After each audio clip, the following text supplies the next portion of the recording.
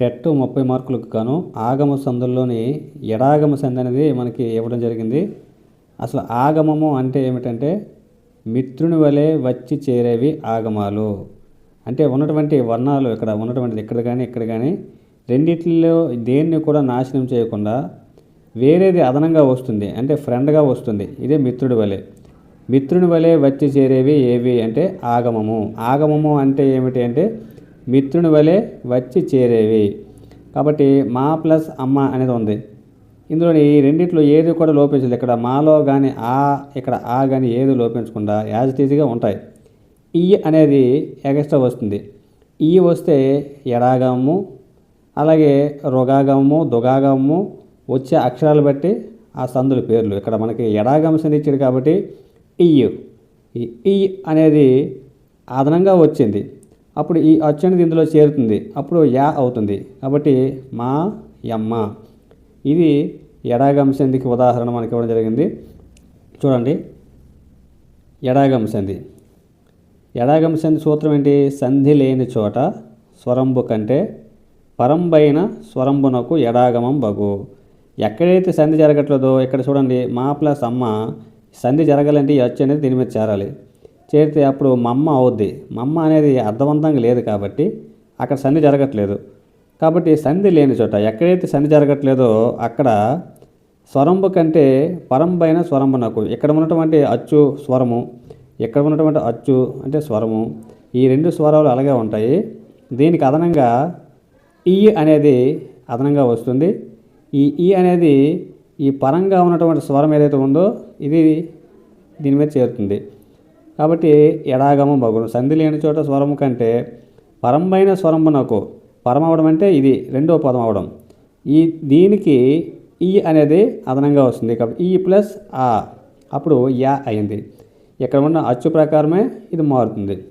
కాబట్టి మా అమ్మ అనేది మా యమ్మగా మారింది. ఇలాగే ఉదాహరణలు చూడండి, చాలా ముఖ్యమైన ఉదాహరణలు. మా ప్లస్ అమ్మ అప్పుడు మా అమ్మ అవుద్ది, మనం చెప్పాం పైన మా యమ్మ. మీ ప్లస్ ఇల్లు, ఇది చూడండి, ఇందులో ఈ ఉంది, ఇక్కడ ఉన్నటువంటి ఈ చూసుకోండి, ఇది అదనంగా వచ్చింది ఎడాగము కాబట్టి. అదనంగా వచ్చింది కాబట్టి ఇదేమో దీని మీద రెండు కలుస్తాయి. అప్పుడు ఈ ప్లస్ ఈ అయ్యింది మీ ఇల్లు. అలాగే మా ఊరు, చూడండి ఇక్కడ ఉన్నటువంటి మార్పును, మా ఊరు, తెగి ప్లస్ ఒక, తెగి యొక్క, ఎప్పటి ప్లస్ అట్లా, ఎప్పటి ఎట్లా, యా. ఇక్కడ మార్పును గమనించండి. ఇందులో వచ్చినటువంటి మార్పు ఎటువంటి అచ్చులు కూడా లోపించకుండా ఏమవుతుంది అంటే అదనంగా ఈ అనేది వస్తుంది. కాబట్టి ఇది ఎడాగమ సంధికి ఉదాహరణలు. ఈ ఉదాహరణలన్నీ కూడా ఒకసారి అన్నిటికన్నా ఈజీ అయిన సంధి ఎడాగమ సంధి. ఏ సంధి అయినా సరే ఒక సంధి జరగలేదంటే అక్కడ ఎడాగమ సంధి వస్తుందని అర్థం. ఆదేశ సంధులు అంటే ఇప్పుడు మనం ఆగమం చెప్పుకున్నాం కదా. ఆగమం అంటే మిత్రుడిగా వస్తుంది, ఎటువంటి వర్ణాన్ని కూడా నాశనం చేయదు. మరి ఆదేశం అంటే శత్రువుగా వస్తుంది, అక్కడ ఉన్నటువంటి అచ్చులను కానీ హల్లును కానీ నాశనం చేసేసి వేరే వర్ణం వస్తుంది. దాన్ని ఆదేశము అంటారు. శత్రువుగా వచ్చి చేరేదే ఆదేశము. మనకిచ్చిన ఉదాహరణ అంటే సందుల్లోని ద్విరుక్త టకారాదేశ సంధి, ఇలాగ మనకు ఏవైతే ఉన్నాయో అవన్నీ చెప్పుకుందాం. ద్విరుక్త టకార ఆదేశ సంధి, ద్విరుక్త టకారం అంటే టా కింద టా ఒత్తు వస్తుంది కదా. ఆ సంధి ఎలా ఉంటుందంటే కొన్ని పదాలకు మాత్రం, అన్ని పదాలకు కాదు. మనకి ఆమ్రేడిక్ సంధిలో కూడా రెండవ సూత్రం ద్విరుక్త టకారం ఉంటుంది. అది ఉన్నంత మాత్రాన అది ద్విరుక్త టకారం అయిపోదు, అది ఆమ్రేడిక్ సంధి. ద్విరుక్త టకార సంధి అవ్వాలంటే కొన్ని పదాలు తప్పకుండా ఆ పదాలు ఉండాలి అందులోని. ఆ పదాలు కురు, చిరు, కడు, నడు, నిడు. మళ్ళీ చూడండి, కురు, చిరు, కడు, నడు, నిడు. కురు, చిరు, కడు, నడు, నిడు, ఈ రెండు ఒకలా గుర్తుంచుకోండి. కురు, చిరు, కడు, నడు, నిడు, ఈ 5 మాత్రమే ఆ శబ్దాలు ఏవైతే ఉన్నాయో ఆ శబ్దాల రకారానికి, అలాగే డకారానికి, ఇక్కడ ఉన్నటువంటి ఈ పదంలో రకారానికి, ఈ పదంలో రకారానికి, అలాగే ఈ పదంలో డాకి, ఇక్కడ డాకి, ఇక్కడ డాకి, ఈ శబ్దాల రా, డా, లాకు వీటికి ప్లస్ తర్వాత అచ్చు, ఏదైనా అచ్చు వచ్చిందనుకోండి, అచ్చు పరమగినప్పుడు ఆ అచ్చుకి ద్విరుక్త టకారము ఆదేశంగా వస్తుంది. చూడండి ఈ బాక్సులో కురు చిరు ఈ రెండు పదాలు ఏవైతే ఉన్నాయో దానికి అచ్చు వచ్చింది అనుకో, ఏ అచ్చు అయినా సరే వీటికి బదులుగా ద్విరుక్త టకారం వస్తుంది. టా కింద టా ఒత్తు అంటే ఇట్ అని వచ్చి దాని కింద టా ఒత్తు వస్తుంది.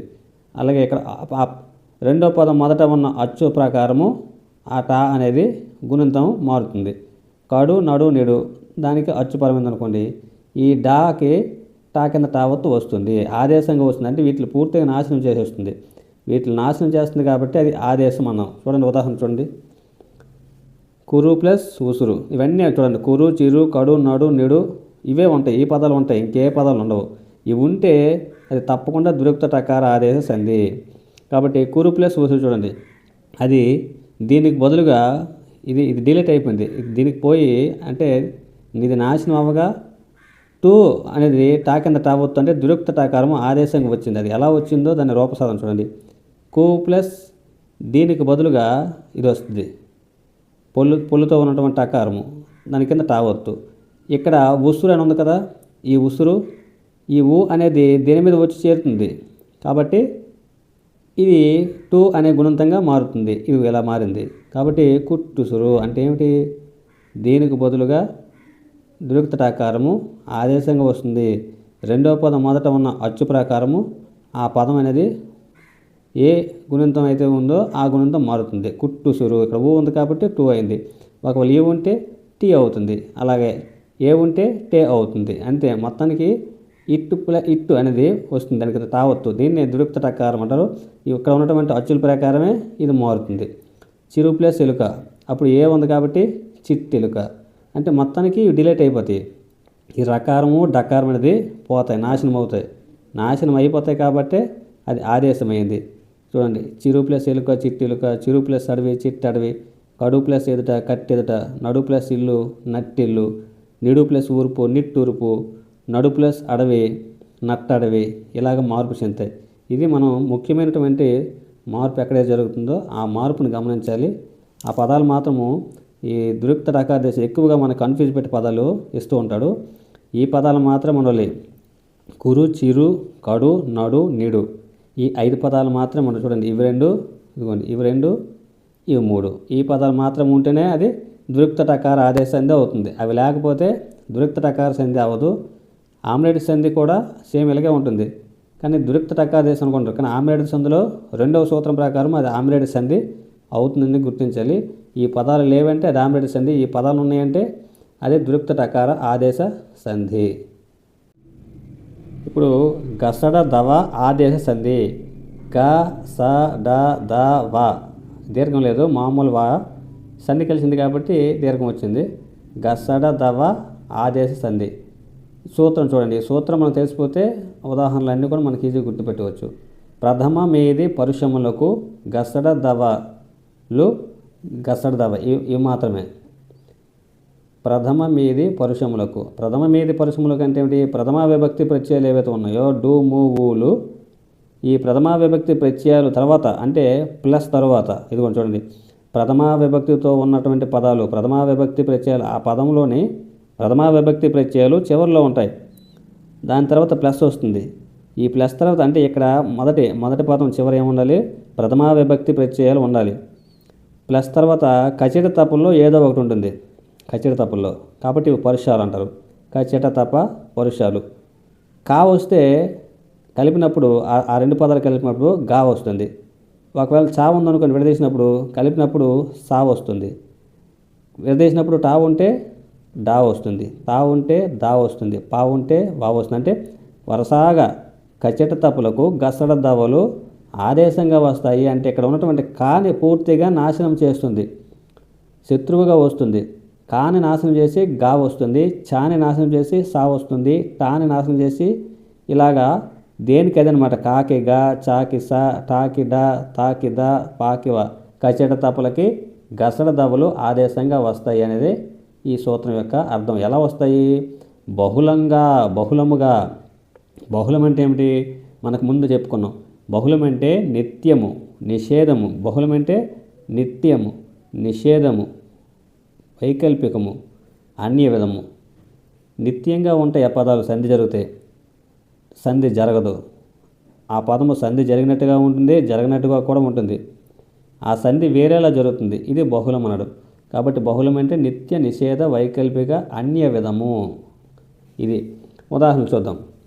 చూడండి, వాడు అన్నిట్లు కూడా ఈ మొదటి పదం చివర ప్రథమ విభక్తి ప్రత్యయాలు ఉంటాయి.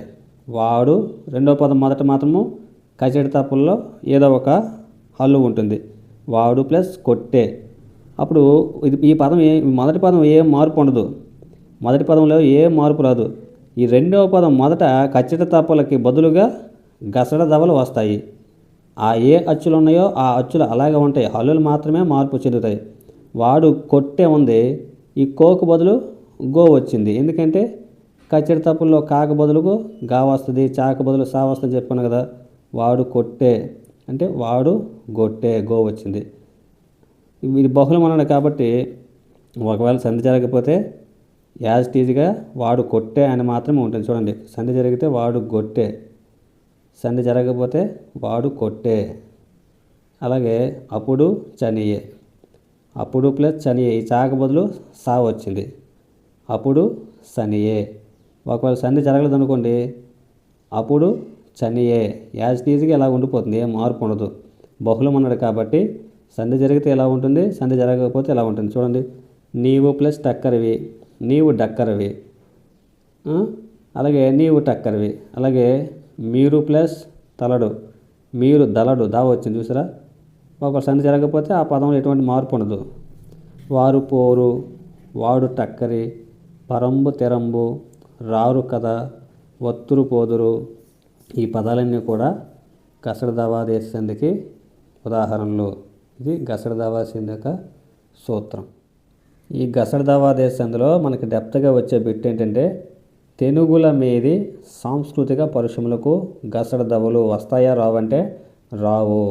తెనుగు మీది అంటే ఒకవైపు తెలుగు పదాలు ఉంటాయి, ఇంకొక పదాలు సంస్కృత పదాలు ఉంటాయి. ఈ రెండు కలిపి పదాలు ఏవైతే ఉన్నాయో అటువంటప్పుడు కచ్చట తప్పులకు గసడ దవలు రావు. చూడండి, మొదటిది ప్రథమ విభక్తిది అయినప్పటికీ సంస్కృత శబ్దాలతో కూడిన పరుషములు పరమైతేనే గసడ దవలు రావు. కాబట్టి తెలుగు పదాలు ఉంటాయి, సంస్కృత పదాలు ఉంటాయి. ఈ తెలుగు మీది సాంస్కృతిక పరుషములకు ఈ సంస్కృత పదాలు ఏవైతే ఉన్నాయి చూడండి, కంసారి, చక్రపాణి, తద్యము, పద్యము, ఇది సంస్కృత పదాలు, సాంస్కృతిక పదాలు. వీటికి కచ్చడి తప్పులు ఉన్నాయి, కాచ, ఇత, ప ఉన్నాయి. ఇది మొదటి పదము మనం ముందుగా చెప్పిన ప్రకారము ప్రథమా విభక్తి ప్రత్యయాలు వస్తాయి. వచ్చినా సరే వాటికి కచ్చడి తప్పులకి గసడ దవలు రావు. ఎందుకంటే తెలుగు మీదే సాంస్కృతిక పరిశ్రమలకు గసడ దవలు రావు అనే సూత్రం చెప్పుకున్నాం కాబట్టి. చూడండి, వాడు ప్లస్ కంసారి, వాడు గంసారి అవ్వాలి, కానీ ఏముంది, వాడు కంసారి అని మాత్రమే ఉంటుంది, ఎటువంటి మార్పు ఉండదు, గసడ దవలు రావు. అలాగే వీడు చక్రపాణి, కాబట్టి వీడు గస కదా, వీడు సక్రపాణి అని రాదు, వీడు చక్రపాణి మాత్రమే ఉంటుంది. అది తథ్యము, అది యాజ్ ఇట్ ఈజ్గా అది తథ్యమని ఉంటుంది. కాబట్టి ఈ సూత్రం ప్రకారము ఇది గసడ దవ దేశందే, కానీ గసడ దవలు అనేవి రావు. ద్వంద్వ సమాసానికి చెందినటువంటి పదాలు చూడండి, ద్వంద్వ సమాసానికి చెందినటువంటి పదాలు కూడా ఆ పరుషాలకు గసడ దవలు అనేవి వస్తాయి. చూడండి, ద్వంద్వ పదము అంటే ద్వంద్వ సమాసానికి చెందినటువంటి పదము, వాటికి కచేడి తప్పులు వస్తే ఈ కచేడి తప్పులకి గసడ దవలు వరుసగా వస్తాయి. అంటే వరుసగా అంటే కాకి గా వస్తుంది, చాకి సా వస్తుంది, టాకి డా వస్తుంది, ఇలాగనమాట. ఉదాహరణ చూడండి, కూర, కాయ, ఇవి ద్వంద్వ సమాస పదాలు. అప్పుడు కలిపితే కూర గాయలు అవుతుంది. కాబట్టి ద్వంద్వ సమాసానికి చెందినటువంటి పదాలకు కూడా కచేడి తప్పులకు గసడ దవలు వస్తాయి. ఇది కూడా గసడ దవాదేశ సంధికి చెందినటువంటి పదాలుగా మనం గుర్తుంచుకోవాలి. మనం ఆమ్రేడిత సంధి చాలా తేలికైన సంధి, పిల్లలకైనా సరే మనకైనా సరే, కానీ ఇందులో కూడా డెప్త్గా అంశాలు ఉన్నాయి, మనం గుర్తుంచుకోవాలి. ఆమ్రేడిత సంధి అచ్చునకు ఆమ్రేడితంబు పరంబగునప్పుడు సంధి తరచుగా నగును, సంధి తరచుగా నగు. ఈ పదాలు క్లైమాక్స్ పదాలు, ఈ మధ్య మధ్యలో పదాలు మనం గుర్తుంచుకోవాలి. అసలు ఆమ్రేడితం అంటే ఏమిటి? ఒకే పదము రెండుసార్లు పలికితే అందులోని రెండవ దానికి ఆమ్రేడితం అన్నారు. కాబట్టి చూడండి, ఈ మొదటి పదం దాన్ని ఆమ్రేడితం అనరు, రెండవ పదం మాత్రమే ఆమ్రేడితం అంటారు. చూడండి, ఔరా ప్లస్ ఔరా ఉంది, ఈ రెండు ఒకేలాంటి పదాలు. ఈ రెండిట్లో ఏది మొదటి పదము రెండవ పదం అనగా పూర్వ పదము పరపదము. ఈ రెండిట్లో ఏ పదము ఆమ్రేడితం అవుతుంది? పరపదము ఆమ్రేడ్, ఇది ఆమ్రేడిత పదము, దీన్ని ఆమ్రేడితము అంటారు. కాబట్టి ఔరా ప్లస్ ఔరా ఔరౌరా, ఈ ఔ అనేది దీని మీద వచ్చి చేరిపోతుంది అంతే. ఔ రౌరా. ఆహ ప్లస్ ఆహ ఆహాహ. అమ్మ ప్లస్ అమ్మ అమ్మమ్మ. అయ్యో ప్లస్ అయ్యో అయ్యయ్యో. ఎట్టు ప్లస్ ఎట్టు ఎట్టెట్టు. ఓహో ప్లస్ ఓహో. ఇవన్నీ ఈజీ అనమాట. అలాగే ఇంకా దీనికి సంబంధించినటువంటి కొన్ని పదాలు వస్తాయి, కొన్ని సూత్రాలు వస్తాయి ఆమ్లెట్ సంధికి, చాలా ముఖ్యమైనవి అవి. ఇది మాత్రం ఈజీ అనమాట ఈ సూత్రం. పిల్లల వరకు ఇది, మన వరకు అయితే ఇంతటితో ఆగదు. ఈ ఉదాహరణ చూడండి. ఏమి ప్లస్ ఏమి, ఇది ఇకార సంధికి చెందినటువంటి పదము. కానీ మనకేమన్నాడు సూత్రంలో? తరచుగా అన్నాడు. కాబట్టి ఈ పదము కూడా ఆమ్రేడితంలోకి తీసుకోవడం జరిగింది. కాబట్టి ఇది ఇకార ఆమ్రేడితంగా చూడొచ్చు. ఇకార ఆమ్రేడితం. ఏమి ప్లస్ ఏమి అనేటప్పుడు ఇది ఆమ్రేడిత పదమే. ఏమి రెండు ఒకేలా వచ్చాయి. ఇది కూడా ఇకార సంధికి కూడా వస్తుంది. కాబట్టి కన్ఫ్యూజ్ పెట్టే విధంగా కూడా మనకి ఇచ్చే అవకాశాలు ఉన్నాయి. ఏమేమి ఏమి ఏమి. కాబట్టి ఏం వ్యాధులు ఇత్తునకు సంధి వైకల్పికంగా నగు అనే సూత్రం మనం చెప్పుకున్నాం. అందులో ఏం వ్యాధుల్లో ఏమి అనేది కూడా ఉంది, అది ఇకార సంధికి మాత్రమే వర్తిస్తుంది ఇది. అలాగే ఆమ్రేడిత సంధిలో కూడా దీన్ని ఇవ్వడం జరిగింది. రెండిట్లో ఇచ్చాడంటే మనం ఇకార సంధిగానే గుర్తుంచుకోవాలి. కన్ఫ్యూజ్ పెట్టే విధంగా మనకి బిట్టు కూడా ఇవ్వడు. ఆమ్రేడిత సంధి కూడా చూడండి. ఆమ్రేడితము పరమగున్నప్పుడు కడాదుల తొలి అచ్చు మీది వర్ణములకెల్ల అదంతంబగు విరుక్తటకారంబగు. అంటే ఆమ్రేడిత పదం ఏదైతే ఉందో ఆ ఆమ్రేడిత పరమైనప్పుడు కడాదులు అంటాం. కడాదులు అంటే వీటిని చెప్పాం ఏం వ్యాధులు అని చెప్పేటప్పుడు. కడాదులు అంటే ఇవి ఆకృతి గణాలు. అవేంటో చూద్దాం ఒకసారి చూడండి. కడాదులు అయినవేవి, కడాదులు కానివేవి అనేవి కూడా మనకి ఇస్తుంటాడు. ఇవి కడాదులు. కడ, చివర, తొద, తెరువు, తొలి, నడుమ, బయలు, మొదలు, మొదట, ఎదురు, కొన, పెన్ను, పగలు, పిడుగు, ఈ మొదలైనవన్నీ కూడా కడాదులు. కాబట్టి కడాదులు అనేటంటే మొదటి పదం చెప్తాడు కడాని. మొదలైనవి అనడానికి ఆదులు అంటాడు. కడ మొదలైనవి, కాబట్టి కడాదులు. ఇటువంటివి ఏవైతే ఉన్నాయో కడాదులు, ఏం వ్యాధులు, ఇటువంటి వాటిని ఆకృతి గణములు అంటారు. చూడండి ఏమన్నాడు ఇక్కడ? కడాదులలో మొదటి అక్షరం తప్ప మిగిలిన ఎన్ని అక్షరాలకైనా వాటి స్థానంలో టా కింద టావత్తు వస్తుంది. ఆ అంతంగా ఉన్నటువంటి, దీనికి ఆ ఉంది కదా, ఈ ఆ అంతంగా ఉన్నటువంటి టా కింద టావత్తు వస్తుంది. ఇది వస్తుంది అనమాట అన్నిట్లుగాను. ఈ కడాదులు చెప్పుకున్నాం కదా, ఈ కడాదుల పదాలు ఎన్ని అక్షరాలు ఉన్నా సరే మొదటి అక్షరం మాత్రం ఉంటుంది. ఇప్పుడు కడ ఉందనుకోండి, ఈ అక్షరం ఉంటుంది, డా పోతుంది, దీనికి బదులుగా టా కింద టావత్తు వస్తుంది. మూడు అక్షరాలు ఉన్నాయి ఇందులో. ఈ మూడు అక్షరాల్లో మొదటి అక్షరం మాత్రమే ఉంటుంది. ఈ రెండు అక్షరాలు పోతాయి. ఈ రెండు అక్షరాలకు బదులుగా టా కింద టావత్తు వస్తుంది. కాబట్టి ఈ రెండు అక్షరాలు మూడు అక్షరాల పదాలే ఎక్కువగా వస్తాయి. ఎన్ని అక్షరాలు ఉన్నా సరే మొదటి అక్షరం మాత్రమే ఉంటుంది, మిగతా వాటికి బదులుగా టా కింద టావత్తు వస్తుంది అనేది ఈ సూత్రం యొక్క అర్థం. ఇది కూడా ఆమ్రేడిత సంధే. చూడండి కడ ప్లస్ కడ, ఇది ద్విరుక్తకారం కాదండి. కడు వచ్చిందనుకోండి అదే ద్విరుక్తకారము, కడు కాదు ఇది కడ. కడ ప్లస్ కడ, ఇందులో డాక బదులుగా టా కింద టావత్తు వస్తుంది, అప్పుడు కట్ట కడ. ఇప్పుడు ఇది చూడండి ఎదురు ప్లస్ ఎదురు, ఇక్కడ ఈ రెండు అక్షరాలు పోతాయి. ఈ రెండు అక్షరాలు పోయి దానికి బదులుగా టా కింద టావత్తు వస్తుంది, అప్పుడు ఎట్ట ఎదురు. ఈ పదాలన్నీ కూడా అలాగే వచ్చాయి చూడండి ఒకసారి. ఇది కూడా ఆమ్రేడిత చెందినటువంటి సూత్రమే. ఆమ్రేడితంబు పరంబగునప్పుడు విభక్తి లోపంబు బహుళంగా వస్తుంది. ఒకవేళ ఆమ్రేడితం అయి ఉండి ఆమ్రేడితంలో మొదటి పదానికి చివర విభక్తి ప్రత్యయం ఉందనుకోండి, ఈ విభక్తి ప్రత్యయం అనేది దీనికి లోపం అనేది బహుళం అవుతుంది. అంటే లోపించవచ్చు, లోపించకుండా ఉండొచ్చు. కిన్ అనేది కనబడదు అనమాట. ఒక్కొక్క దగ్గర కిన్ అనేది ఉంటుంది. ఒకవేళ లోపించింది అనుకోండి, చూడండి అప్పటి కిన్ యొక్క లోన్ లోపల షష్ఠి విభక్తి ప్రత్యయం ఇది. కాబట్టి ఈ కిన్ అనేది లోపించింది అనుకోండి, అప్పుడు ఈ ఆ అనేది చూడండి, ఈ ఆ అచ్చు అనేది టీకే వస్తుంది. అప్పుడు ఏమవుతుంది? అప్పటికిన్. చూడండి ఇక్కడ మార్పు చూడండి, ఈ టీ అనేది దీనిగా మారిపోతుంది ఈ అచ్చుగా. ఈ టీ బదులు టా వస్తుంది, అప్పటికిన్. ఒకవేళ ఈ విభక్తి ప్రత్యయం లోపించలేదు అనుకోండి, లోపించకపోతే అప్పుడు ఏమవుతుంది? ఈ ఆ అనేది ఈ కా మీద వస్తుంది. లోపిస్తే ఈ అచ్చు అనేది దీని మీదకి వస్తుంది. లోపించకపోతే ఈ అచ్చు అనేది ఈ కీ మీదకి వస్తుంది. విభక్తి ప్రత్యయం పూర్తి డిలీట్ అయిపోతే ఈ అచ్చు ఈ పక్కన ఉన్నటువంటి హల్లుకు వస్తుంది. విభక్తి ప్రత్యయం పూర్తిగా లోపించకుండా ఉంటే ఈ అచ్చు అనేది ఇక నకార పొల్లు కింద ఉన్నటువంటి పక్కన ఉన్నటువంటి హల్లుకి వచ్చి చేరుతుంది. చూడండి, అప్పటికిన్, చూడండి అప్పటి కప్పటికిన్. ఇది మనం గుర్తించేది. కాబట్టి ఆమ్లెట్తం పరంబగినప్పుడు విభక్తి లోపము బహుళంగా వస్తుంది. విభక్తి లోపిస్తే ఎలా ఉంటుంది, లోపించకపోతే ఇలా వస్తుంది. ఇలాగే ఇవన్నీ కూడా ఓరన్ ప్లస్ ఓరన్, ఓరోరన్, ఓరన్ ఓరన్, ఇంటన్ ప్లస్ ఇంటన్, చూడండి ఇంటింటన్, ఇంటన్ ఇంటన్, ఇలాగనమాట. ఇది కూడా ఆమ్లెట్కి చెందినటువంటి సూత్రమే. అందదుకు ప్రభృతులు యథాప్రయోగంబుగా గ్రాహ్యంబులు అంటే ఏమిటి? అందదుకు ప్రభృతులు, అందదుకు మొదలైనటువంటి పదాలు ఏవైతే ఉన్నాయో ఆ పదాలు ఎటువంటి మార్పు రాదు. ఆమ్లెట్ సంధి ప్రకారము ఎటువంటి మార్పు జరగకుండా ఉన్నట్టుగా మనం తీసుకోవడం జరుగుతుంది. అవి ఎలా మార్పు చెందాయి అనేది మనం చెప్పలేము అనమాట. ఏ విధంగా మారుతాయో ఆ విధంగా వాటిని గ్రహించడం తప్ప ఆ పదాలు ఏ విధంగా మార్పు చెందాయి అని వివరణ అనేది ఇవ్వాల్సిన అవసరం లేదు. దాన్ని గ్రహించాల్సిందే అని ఇక్కడ చెప్పడం జరిగింది.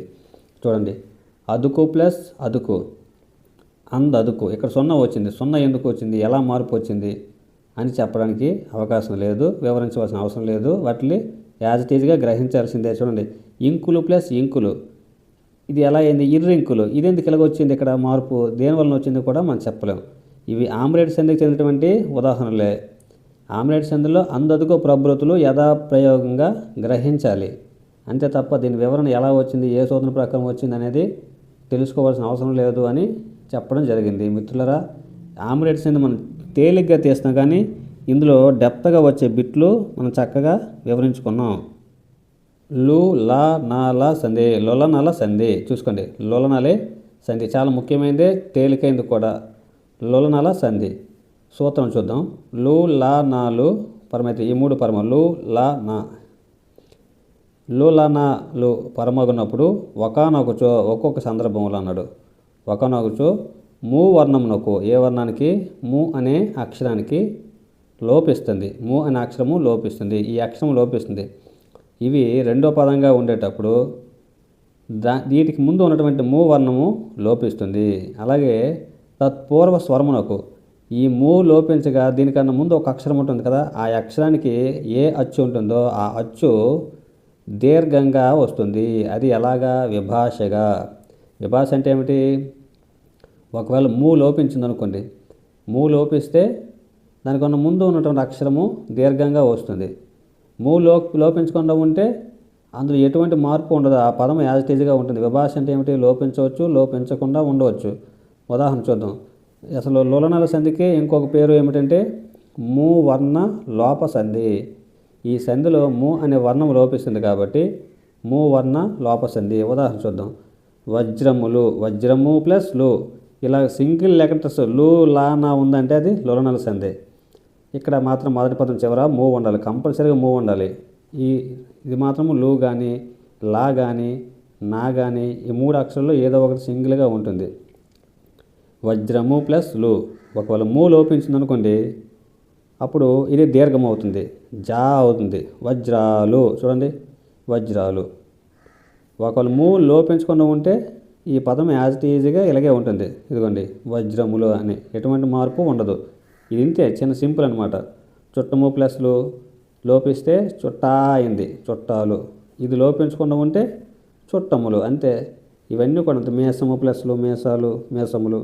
సుభాషితములు ప్లస్లు, చూడండి సుభాషితాలు, సుభాషితములు. ఇవన్నీ అంతే. దూరము ప్లస్న, దూరాన, దూరమున, ఇలా ఉంటాయి. ఇది మువర్ణ అంటే మువర్ణ లోప సంధి. అలా అసలు పేరు లోలనల సంధి. ఈ సంధి ఇంతే. దీనికి ఇంకా 3 రకాల 4 రకాల సూత్రాలు అనేవి లేవు. చాలా ఈజీ, ఇది గుర్తుంచుకోవచ్చు. మనకి ఆదేశ సంధిలో సరళాదేశ సంధి కూడా ఉంది. సరళాదేశ సంధి అంటే సరళములు ఆదేశంగా వస్తాయి, సరళములు ఆదేశంగా వస్తాయి. ఈ సరళాదేశ సంధికి ఇంకొక పేరు ఏమిటంటే ధృత సంధి అని గుర్తుంచుకోండి. ధృత సంధి. ఈ సరళాదేశ సంధికి ధృత సంధి అనే పేరు కూడా ఉంది, మనం గుర్తుంచుకోవాల్సిన పెట్టిది. సరళాదేశ సంధికి ఇంకో పేరు ఏమిటి? ధృత సంధి. సూత్రాలు చూద్దాం, 3 ఉంటాయి. 3 కూడా ఒకదానికొకటి సంబంధించే ఉంటాయి, వేరు కాదు. సూత్రం 1, ధృత ప్రకృతికములకు. ధృత ప్రకృతికం మీది పరుషములకు సరళములకు. అసలు ధృతం అంటే ఏమిటి, ధృత ప్రకృతికం అంటే ఏమిటి మీకు ఇదివరకు చెప్పాను. చూడండి, ధృతము అంటే నా అనే అక్షరాన్ని ధృతం అంటారు. ధృత ప్రకృతికం అంటే నకారము అంటే నా అనేది చివరగా ఉన్నటువంటి పదం ఏదైతే ఉందో అది ధృత ప్రకృతికం. అది ధృత ప్రకృతికం. అంటే ధృతం అనేది అన్నిటినీ నా అనరు. ఆ పదంలోని ఈ నా అనేది లోపిస్తే, ఆ పదంలో ఎటువంటి అర్థంలో మార్పు లేకుండా ఉంటే అప్పుడు దాన్ని ధృతం అంటారు. ఉదాహరణకి చూడండి, ఇక్కడ మనకి వచ్చి నన్ అని ఉందనుకోండి, వచ్చినన్. ఇందులోని వచ్చినన్లో ఈ నకార పొల్లు ధృతము. ఇది లోపించినా సరే ఈ పదములో మార్పు రాదు. ఇది లోపించకపోయినా మామూలుగా ఉంటుంది, లోపించినా సరే మామూలుగా ఉంటుంది అర్థము. అలాగే అర్థంలో మార్పు అనేది ఉండకుండా ఉండాలి, అది ధృతం మాత్రమే. కాబట్టి ఈ అక్షరాన్ని ధృతం అంటారు. ఈ పదాన్ని మొత్తాన్ని ధృత ప్రకృతికము అంటారు. ధృతమైతే ఒక అక్షరాన్ని మాత్రమే ధృతం అంటారు. ధృత ప్రకృతికం అంటే ఆ ధృతం అనేది చివరగా ఉంటే ఆ పదం మొత్తాన్ని కూడా ధృత ప్రకృతికము అంటారు. కాబట్టి ఇది ధృతం అంటే నకారాన్ని ధృతం అంటారు. ధృత ప్రాకృతికం అంటే ధృతం చివరగా ఉన్నటువంటి పదాన్ని మొత్తాన్ని ధృత ప్రాకృతికం అంటారు. పరుషములంటే కచెడి తపులు, సరళములంటే గజెడి దపులు. ఆదేశ సరళాలు చూడండి. కాబట్టి ఇవి మళ్ళీ ఒకసారి చూద్దాం. సూత్రం, ధృత ప్రకృతికము మీది పరుషములకు సరళములకు. ఈ ధృత ప్రాకృతిక పదాలు ఏవైతే ఉన్నాయో ఈ పదాలు ఉన్నటువంటి ఈ పదాల తర్వాత పరుషాలు వస్తాయి కదా, కచెడి తపులు. ఈ కచెడి తపులకు సరళాలు వస్తాయి, అంటే గజెడ దపులు వస్తాయి. ఇది చూడండి, ఆదేశ సరళాలు, కచెడ తప పరుషాలు. వీటికి బదులుగా గజడ దబ సరళాలు వస్తాయి. వీటిని ఆదేశ సరళాలు అంటే వీటికి ఆదేశాలుగా వచ్చాయి కాబట్టి ఆదేశ సరళాలు. ఆదేశం అంటే ఏమిటి? శత్రువు వలె వచ్చి చేరేది ఆదేశము. అంటే ఒక అక్షరం స్థానంలో మరి ఒక అక్షరం రావడాన్నే ఆదేశము అంటారు. మరి బిందువు అంటే ఏమిటి? 0, 0 అంటే బిందువు, ఖండ బిందువు, రెండిట్లు కూడా బిందువు అంటారు. మరి సంశ్లేష అంటే ఏమిటి? సంశ్లేష అంటే పొల్లు హల్లు దాని ప్రక్కనున్న హల్లుతో కలిసిపోవడము. ఉదాహరణ చూడండి, ఈ పదం చివర ఇన్ ఉందనుకోండి, దీని ప్లస్ తర్వాత బా ఉందనుకోండి, ఈ బా అనేది దీని కింద ఒత్తుగా వచ్చేస్తుంది, రెండు కలిసిపోతాయి అన్నమాట. ఇప్పుడు RRR సినిమాల్లో రామ్ చరణ్ అలాగే మన NTR ఇద్దరు ఒక భుజాల మీద ఒకరు ఏ విధంగా కూర్చుంటారో అలాగా కనబడుతుంది ఈ అక్షరం. దీన్నే సంశ్లేష అంటారు. మనం ముందుగా చెప్పుకున్న ధృత ప్రకృతి మీది పరుషములకు సరళములకు అంటే ఇది ధృత ప్రకృతి పదము. చూడండి, అనినన్ అనేది ధృత ప్రకృతికము. దీనికి అనినన్ ప్లస్ కొన్ని అని ఉండాలి. కొన్ని మొదటి సూత్రం ప్రకారము ధృత ప్రకృతికము మీది, ధృత ప్రకృతికము అయినటువంటి పదం ఏదైతే ఉందో దాని మీద వచ్చినటువంటి కచ్చడి తప్పులకు గజెడి దాపులు అవుతాయి, అంటే పరుషాలకు సరళాలు అవుతాయి. ఈ కా అనేది కచ్చడి తాపుల్లో ఒక అక్షరం కాబట్టి కాక బదులుగా గా వచ్చింది. వరుసగా వస్తాయి కచ్చడి తాపులు. అలాగే చూడండి, కొన్ని అని ఉండాలి, గొన్ని అయ్యింది, చూసారా? అలాగే ఇది చూడండి, అతనిని ప్లస్ చూచి అయ్యింది, చూసారా? చూచి. దీనికి ముందు ఏముండాలి? చూచి. దీనికి బదులుగా ఏమొచ్చింది? జూ, అంటే పరుషాలకు సరళము వచ్చింది. కాబట్టి ధృత ప్రకృతి మీద పరుషములకు సరళములు ఆదేశంగా వచ్చింది. ఇది మొదటి సూత్రం ప్రకారం జరిగిన మార్పు. అలాగే ఇప్పుడు రెండింటిని కలపాలి కదా, కలిపేటప్పుడు ఇంకో సూత్రం ప్రకారం మార్పు వస్తుంది. అదేమిటో చూద్దాం. సూత్రం 2, ఆదేశ సరళములకు ముందున్న ధృతమునకు బిందు సంశ్లేషులు విభాషణకు. బిందు అంటే ఏమిటి? నిండు 0 అలాగే 0, పూర్ణ బిందువు, అర్ధ బిందువు. ఆదేశ సరళమునకు ఆదేశంగా వచ్చింది, సరళం ఇది ఆదేశంగా, అంటే కచ్చడి తప్పులకు బదులుగా ఇది వచ్చింది, కాకు బదులుగా ఇది వచ్చింది, ఆదేశంగా వచ్చింది. ఆదేశ సరళమునకు ముందున్న ధృతమునకు, అంటే ఇది ఆదేశంగా వచ్చింది కదా, దీనికన్నా ముందు ఉన్నటువంటి ధృతం ఏదైతే ఉందో ఇది ధృతము. ఆదేశ సరళమునకు ముందున్న ధృతమునకు బిందువు సంశ్లేషులు, అంటే 0 లేదా అర 0. సంశ్లేష, సంశ్లేష అంటే ఏమిటి ముందు చెప్పాను మీకు, రామ్ చరణ్ను ఎన్టీఆర్ గురించి. చూడండి 3 రకాలుగా అవుద్ది, బిందువు, అర్ధ బిందువు, సంశ్లేష 3 వస్తాయి. ఆదేశంగా వచ్చినటువంటి సరళం ఏదైతే ఉందో దీనికి ముందుగా ఉన్నటువంటి ధృతానికి ఏ విధంగా మార్పు జరుగుతుంది అనేది మనకు చెప్పడం జరిగింది. చూడండి దీనికి బదులుగా ఇక్కడ నిండు 0 వచ్చింది, అలాగే దీనికి బదులుగా ఇక్కడ అర 0 వచ్చింది. బిందువు అంటే ఏమిటి, 2 కదా, నిండు బిందువు అంటే పూర్ణ బిందువు, అలాగే ఖండ బిందువు. ఇదిగోండి ఇక్కడ పూర్ణ బిందువు వచ్చింది, ఇక్కడ ఖండ బిందువు వచ్చింది. అలాగే సంశ్లేష అంటే ఏమిటి, ఈ అచ్చు అనేది దీని మీద చేరిపోతుంది, ఈ గా అనేది దీని కింద ఒత్తుగా వచ్చేస్తుంది. చూసారా, RRR సినిమా లాగా మనం చెప్పుకున్నాం. దీన్ని సంశ్లేష అంటారు. సంశ్లేషణగా మీది హల్లుతో కూడుకొనుట, మీది హల్లుతో కూడుకొనుట ఇది. కాబట్టి ఆదేశ సరళమునకు ముందున్న ధృతమునకు బిందువు సంశ్లేషలు విభాషగా వస్తాయని చెప్పాడు. ఈ సూత్రాలన్నీ కూడా సేమ్ అంతే, 3 స్టెప్పుల్లో ఉంటాయి చూడండి.